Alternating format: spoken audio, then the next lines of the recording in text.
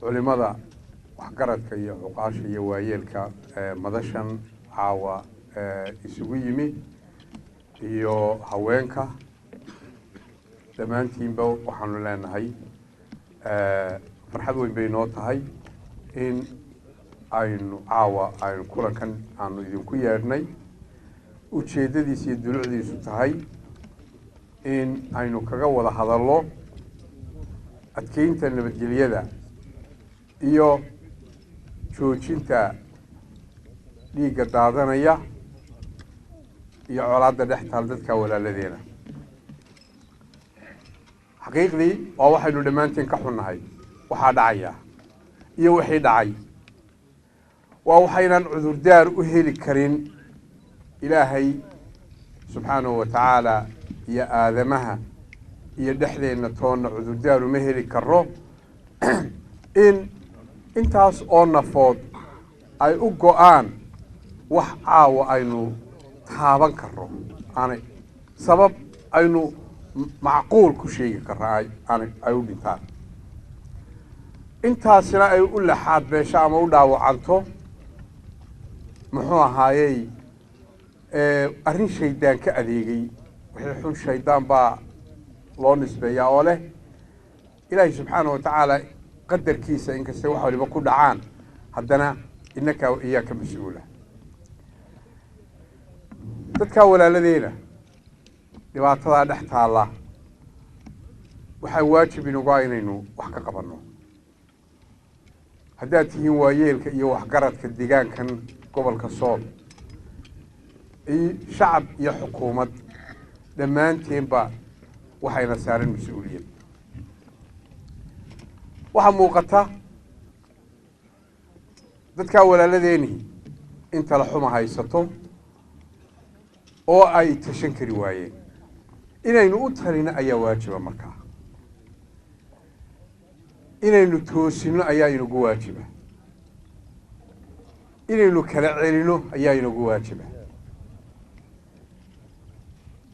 muddadii u dambaysay ilaa rabadaan dilal badan iyo gaadmo badan ayaa dhacay waa dhab mar haddaynaan dhiiggii aynaan joojin dee dhaliil waa leenahay haddii aad tihiin waxgaradka iyo waayeelka deegaankan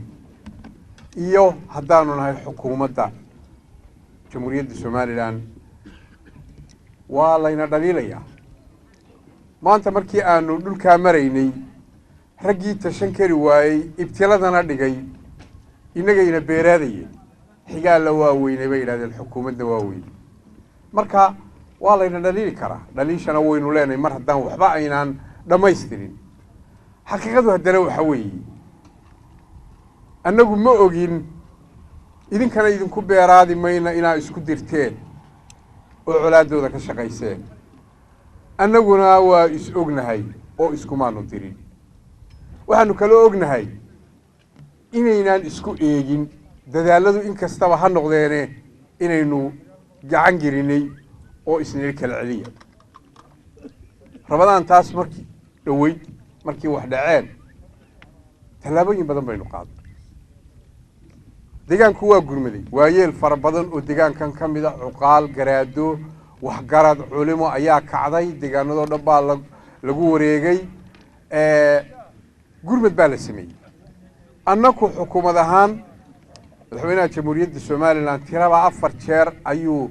khudbad ku soo daray colaadda deegaankan isagoo la hadlaya dadkaas oo caqli celinaya waaninaya tacsiyeynaya annagu madaxweynuhu wuxuu soo diray markaa wafdi ka kooban xubno golaha guurtiga jamhuuriyadda somalilan iyo salaadiin iyo isimo gobollada somalilan ka yimi halkana isugu wada yimaadeen way adkaatay inaynu xal gaadhno kalsoonidoodiina bale kumaynaan guulaysan waxaa laga yaabaa bini aadamku inuu dhacdooyinka ilaawo marka dhibtu badato laakiin inaynu dib u milicsanaa taariikhda waa muhiim waxaa kuwa dadaaladaa ka horreeyey isimada iyo waxgaradka deegaanadani arrintaa shaqaaqadu ka dhacday dilka ee magaalada dharkayn go'aamaa ka horreeyey la soo qaaday oo odayaashu isugu yimaadeen oo aanu madax dhaqameedka iyo garaadada ka wada shaqaynay oo aanu la barbar taagnayn xukuumad ahaan kamaanu gacan marnayn markii dambe ee waxaani dhaceenna waa tayni gurmadka la isugu wada yimi alla ma qadarin kumaynaan guulaysan inaynu kalsoonidoodii helno inaynu xakamayno 9 guuto oo ciidamada qaranka jamhuuriyadda Soomaaliland kamida ayaanu hawlgelinay oo ilaa iyo maanta darxumo iyo dhibaato badan iyo tacab ku soo gaaray oo diif fara badan dushooda ay ka muuqatay oo daltabiya ka muuqatay oo aanu ku soo marray maanta deegaanadaas waxa loo geeyay ma ahayn inay isku daawadaan waxaanu u geynay inay kala celiyaan 80 maanta dhintay 9 bilood 80 ma wada dhiman qayb baa ka horreysay oo dhacdooyinkii hore dhintay laakiin dadka xoogiisu muddada dambe u dhintay dhacdada ugu dambeysay ee dharkay marka laga soo bilaabo waxa hubaala dhulkii aanu maray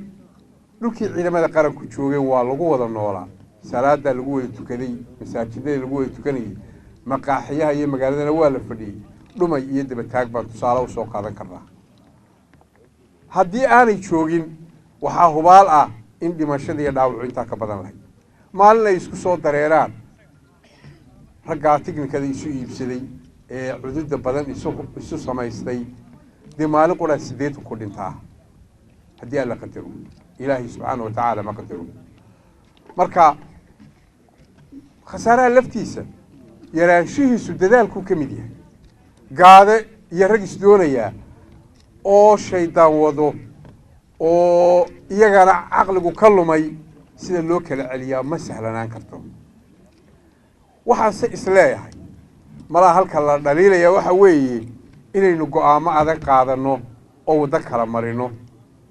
ayuunbaa malaa la dhaliilayaa dee ilaahay ciduu dilayo ma baajin karra inaku dadaal baynala gudboon go'aamadii adkaa aynu ku kala celin kari lahayn uun baynaan malaa qaadan waxna maynaan hakran waxaynu maanta u baahannahay inaynu khibraddan ka kororsanno dadaalka iyo maskaxda iyo muruq iyo maalkana midayno oo aynu ka dhiidhino colaaddaa iyo isdhiig tallaalkaa dadka dhaleeyada ah inaynu dhinac uga soo wada jeesanno oo halkaa ku hakino maanta labadaa beelood ee walaalaheena tala gacanta kuma hayaan hadday tala gacanta ku hayaan waa tashan lahaayeen oo colaadday joojin lahaayeen ma wada eedaynayno dad badan oo waxgarada oo diin leh oo dhaqan leh baa ku jira waxaase muuqata waxaa taladii gacanta u gashay intii aan tulayn ama intii aan wanaagga rabin intaas waxay u baahan tahay inay isbahaysato oo badheedho oo ka soo baxdo gudmulaca iyo dhuumashada inteeda kalena waxa laynooga baahan yahay inaynu gacan qabanno oo inaguna ka dhiidhino badheedhno oo isku tiirsanno waxaynu u baahan nahay inaynu hawlgal ballaadhan oo degdega qaadno annagu markii aanu la tashanay mas-uuliyiintii ciidamada amniga iyo madaxdii iyo maamulkii gobolka intii aanu magaalada nimi waxaa madaxweynaha jamhuuriyadda Soomaaliland nagu soo diray dardaaran iyo talo adag oo ah colaadda inaanu joojino si kastoo loo hakin karo in colaadda loo joojiyo waxaanu waraysanay maamulkii gobolka waxaanu la tashanay saraakiishii ciidamada qaranka oo xogagaal badan deegaanadan u ah waxaanu la tashanay oo warbixina ka dhigaysanay culimada waaweyn ee magaalada Laascaanood oo arrimahan gacanta ku hayay ugu dambeyn muxuu ahaa dhexdhexaadin ka galay kalsoonida labada reerba ka qaaday waana meeshii ugu dambeysay ee arrintaasi hadda ay taallay waxaanu socdaal maanta ku taray deegaanada aan carabka ku xusay iyadana dadkii labadaa reer ka joogay dareenkoodii iyo dulucdoodii iyo dabuubtoodiina waanu dhegeysan markii aanu arrimaha eegnay waxaanu go'aansanay inaanu tallaabooyin horle qaadno oo aanu uga golleennahay inaanu colaaddaa ku joojino tallaabooyin aanu uga golleennahay in dhibaatadaasi halkaa ay ku hakato kow waxaanu aragnaa xal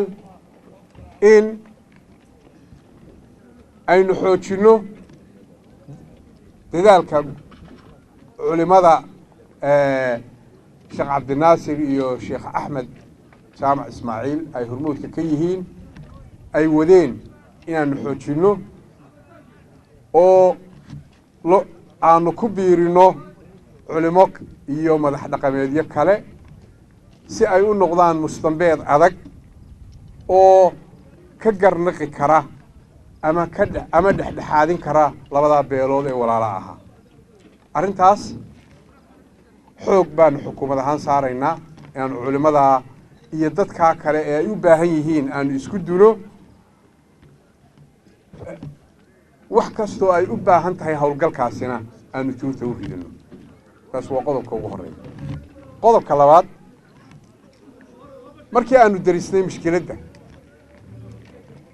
xogogaalla xaaladda u noqonnay waxaa jira laba ciidan oo ka soo jeeda labadaa beelood oo ciidamada qaranka jamhuuriyadda somalilan ka mid ah oo kala degan magaalada kalabaydh la yidhaahdo degmada kalabaydh iyo degmada dharkengeey labadaa ciidan waa ciidamo ka mid ah jamhuuriyadda somalilan waana ciidamo beeleed waxaanu go'aansanay xukuumad ahaan labadaa ciidan eenu hoos yimaadaanu maamulno inaanu labadaa deegaanba ka qaadno inaanu ka qaadno oo ka soo durkinno kadib markii ay caddaatay inay tuhumo badani soo baxeen caddaymo xoog lama hayno laakiin tuhumo xooga oo fara badan oo lagu kala bayri waayey oo ah inay mashaakilkan ay yihiin ay dhufays u yihiin ama u noqon karaan aan idhaahdeen labadaa ciidan inaanu ka soo qaadno labadaa degaan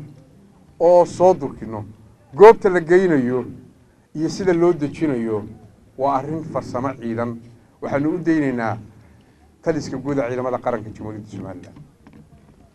waxaa kale oo iyana caddaatay oo muuqatay oo lagu kala bayri waayey dhinacyadaa kala duwan aanu la tashanaynay in labada ciidan ee lixaad kale labadaa reer ka soo jeeda ee tiknikada wata ee reer miyigan gurmanayaana ku biiray ee u noqotay dhufayska lixaad kale ee kala degan magaalada saaxdheer iyo magaalada dharkengeeye inaanay sina suuragal u ahayn inay labadaa magaalo joogaan markaynu nabad doonayno deegaanadaas waa la wada degaa barkadahoodii iyo ceelashoodii iyo guryahoodii baa dadka ka samaysan waxaanu doonaynaa dadkan inaynu isku soo celino oo isku jujuubno oo madaxa qasab aynu ku walaalayno oo noloshoodii caadigayd aynu ku celino ciidamadaa cududale tiknikada wataa amniga degaankan iyo gobolkan waa ku khatar ma suuro geli karto inay halkaa joogaan ma suuro geli karto xukuumad ahaanna ma aqbalayno in badan baanu sabaale iyo ku wadnay muxuu ahaayey iyo qancin ayaanu ku wadnay annagoo u arkaynay bal in aan dhowraynay dareemo fara badan oo kala duwan annagoo dhowraynay ee nagama ahayn inaanu hoosna kamaanu hubayn qolana umaanu hiilin ilaahay baa nagu og subxaana wa tacaala hase yeeshee uunu runtii u arkaynay bal inaanu dhiraandhirino wax waliba mar bay soo dhammaadaan arrintaa waxaa lagu kala bayri waayey mushkiladda ugu weyni inay tahay labadaa ciidan 12 kilomitirna way isu jiraan 10 kilomitirna way isu jiraan waxaanu go'aansanay labadaa magaalo saax dheer iyo dharkeen geeyey inaanu dejinno ciidamada jamhuuriyadda somalilan cutubyo ka mid a iyagana inaanu ka qaadno marka aynu ciidamadaa dejinno oo wakti dhow ah oo qorshaheeda ciidamada qaranku isku dubaridayaan muddo aan fogeyn wakti dhow ah ciidamadaas waxaanu diyaar u lanahay inaanu qaramayno ciidamada tiknikada maaha ciidamada reer miyiga ee gulufka ee faraha badan ciidamada gaadiidka tiknikada ah wata diyaar waxaanu u nahay dowlad ahaan inaanu qaramayno ay ka mid noqdaan ciidamada jamhuuriyadda somalilan tababaro darajo siino ku tacabno sida kuwa maanta amniga ilaalinaya ee ciidamada gobolka sool ciidamada gobolka sool jooga marka la isku geeyo ciidamada deegaankan sool inay bataan mooye kama yara ciidamada kale horumar bay u baahan yihiin xanaanay u baahan yihiin taasaan diyaar u lana inta hawshaa lagu jiro broseskaa lagu qaramaynayo dariiqaa lagu qaramaynayo waxaa la dejin doonaa labadaa ciidan oo loo rari doonaa degaamo aan ahayn labadaa meelood ay hadda degan yihiin oo ay tilmaamaan taliska guud ee ciidamada qaranku degaanadaa waxaa tilmaami doona ciidamada qaranka ayaa tilmaami doona goobaha ay noqonayaan iyagoo tixgelinaya amniga iyo juqraafiga iyo qaabka bulshada deegaanadaasi ay u dhaqan yihiin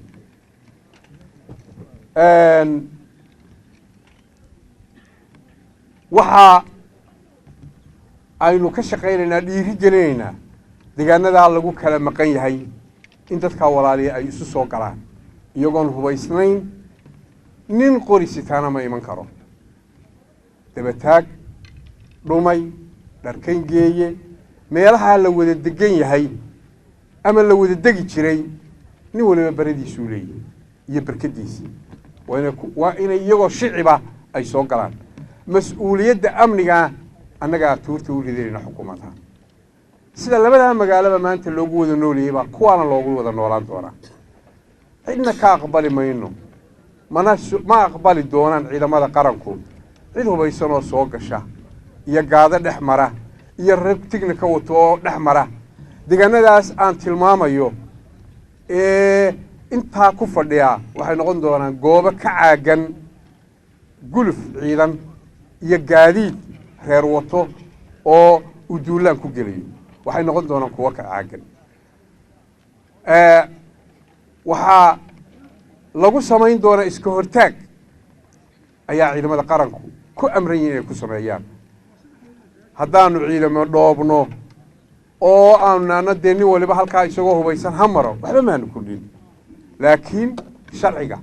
iyo islaamnimada iyo dowladnimadu waxayna faraysaa wixii gar daran ee duulaan wada inaynu dhammaantiinba dhinac uga soo jeesano ilaahay subxaanahu wa tacaala wuxuuna faray inaynu dadka muslimiinta haddii isdilaan iyo ehelkiiyo qaraabada inaynu heshiisiino haddii ay qola diiddo nabadda fain baqat ixdaahumaa cala alukhraa faqaatiluu baa ilahay la dagaalama qolada sulax iyo nabadda diida ciddii guluf iyo gaade wadda soonkaasi wuxuu noqonayaa dhulkaa aynu tilmaannay ee ciidamada qaranku joogaan wuxuu noqonayaa goobo ka caagan hub iyo guluf iyo gaade ayay noqon doonaan dadkuna magaalooyinku waxay isugu soo gelayaan iyagoo nabdoon oo midna aanu cawobariga naftiisa ka baqayn